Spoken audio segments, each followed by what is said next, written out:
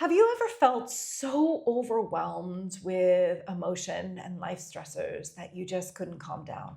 That your body felt like it was running away from you and you didn't have control?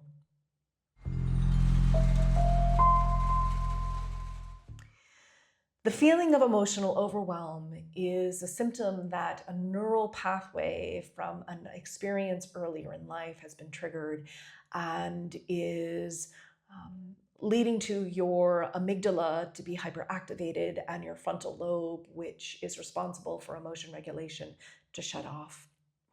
It is an indication that your nervous system is on high alert.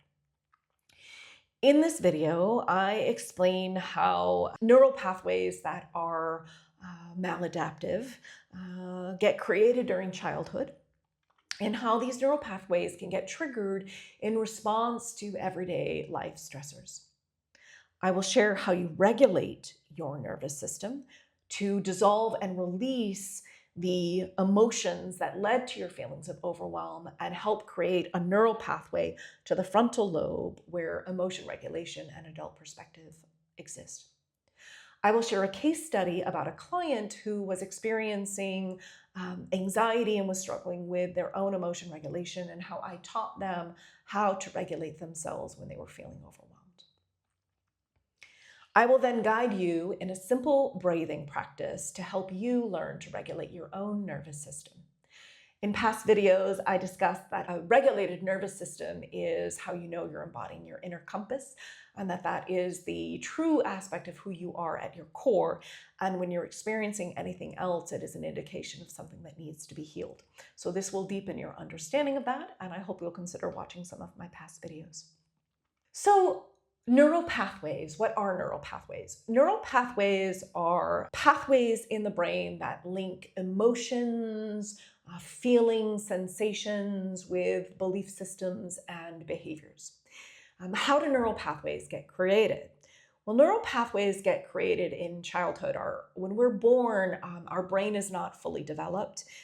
We have online when we're born our amygdala, which is the part of our brain that is responsible for sensing danger. But our frontal lobe, which is responsible for adult perspective and emotion regulation and rational thinking and problem solving, is not online.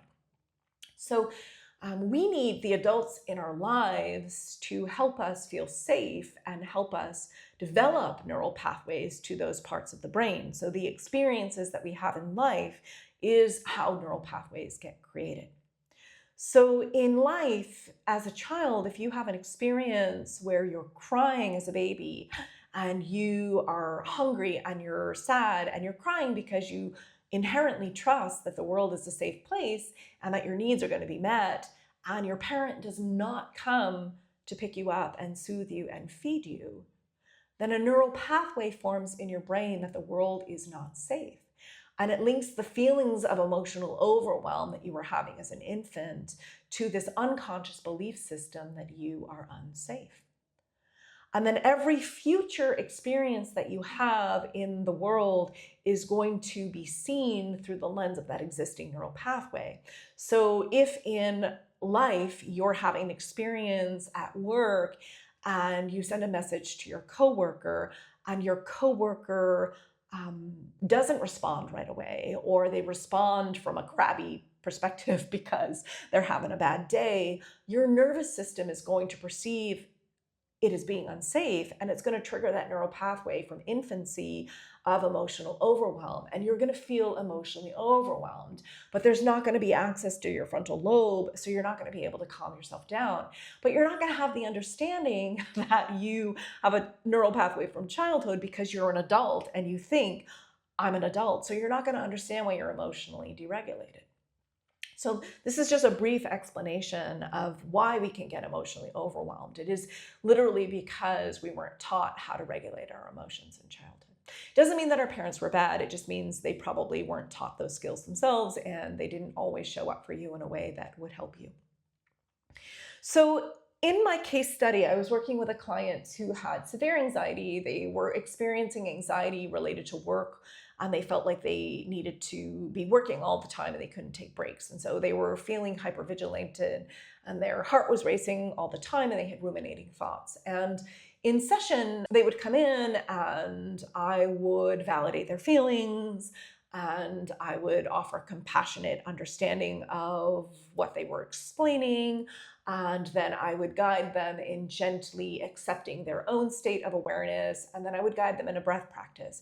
And in session, their nervous system would calm down and they would start to feel calm and they would start to feel regulated. So I recommended that they do this breath practice outside of session. However, when they tried to do this outside of session, they did not get the same results. In fact, they got more anxious. So in our next session, I asked them to get curious about what was different about what happened in session with me versus what was happening when they were on their own. And they said that when they were on their own, they just wanted their anxiety to go away.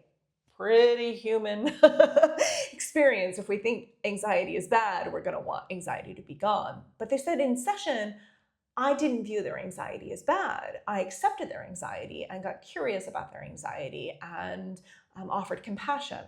So I suggested that maybe they could try doing the same thing for themselves, that maybe then rather than trying to just get rid of the anxiety, they could invite the anxiety to do the practice with them, accepting the anxiety, being curious about what the anxiety is trying to communicate and why it's there, and ultimately reparenting the anxiety to do the breathing practice with them. They went home and tried that, and sure enough, they were able to regulate their nervous system. So why am I sharing this? Because if you try to do a breathing practice just to get rid of the experience that you're having of anxiety, with time, you will eventually calm down. You do a breathing practice long enough and your nervous system will regulate. However, that neural pathway from childhood still feels disconnected from you. So it might take a really long time for your nervous system to regulate with a breath practice if you're not first accepting the state that you're in. So I'm going to teach you a breathing practice for you to experiment with when you're feeling emotional overwhelm. But I'm going to recommend that when you're experiencing emotional overwhelm, you don't do the practice to just get rid of the emotional overwhelm. Instead, you accept the state that you're in. You understand that you're in this state because some part of you has a need and it feels disconnected from you. And you say to yourself, I love that part of myself. And I invite that part of myself in to do this breath practice with me. And then I invite you to notice what your breath is doing, to accept what your breath is doing, to observe where your breath is in your body, to notice if there's any constriction anywhere. And then I invite you to count how long the inhalation is and how long the exhalation is.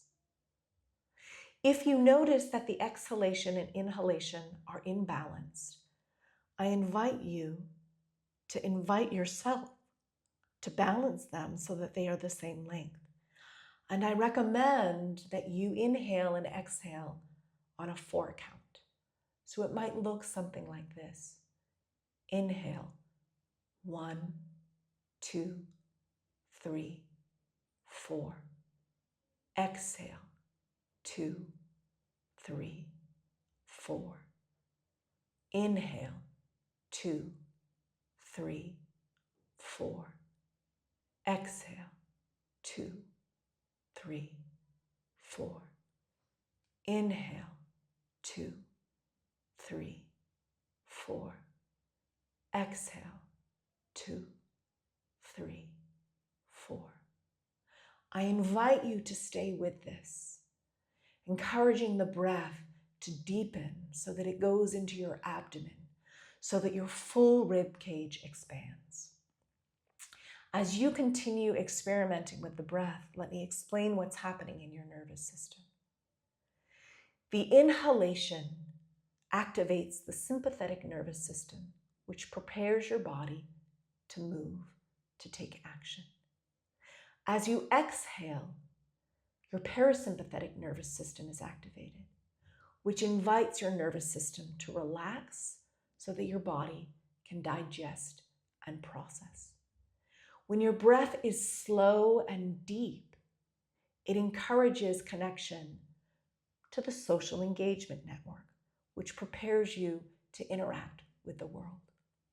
A balanced nervous system and a regulated nervous system is when your breath is slow, deep, and balanced. Your body should start to feel calm, compassionate, accepting, open, curious. This is how you know that you're embodying your inner compass, as I have discussed in previous videos.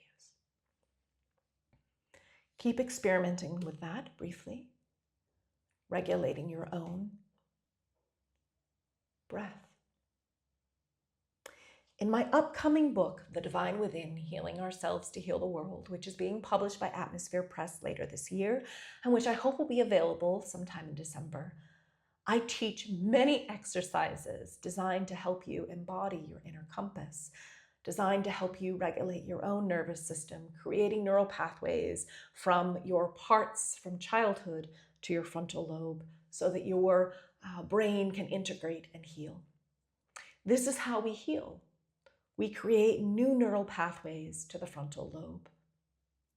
We learn to regulate our nervous system.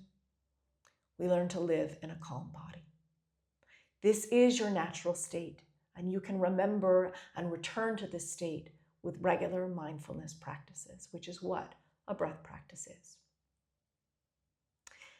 In my next video, I will discuss how a neural pathway from childhood is a part of you that has its own unique personality, that you are not just your inner compass, you have an inner family that you are supposed to take care of, and that the totality of these parts in your inner compass makes up your personality and your unique sense of self.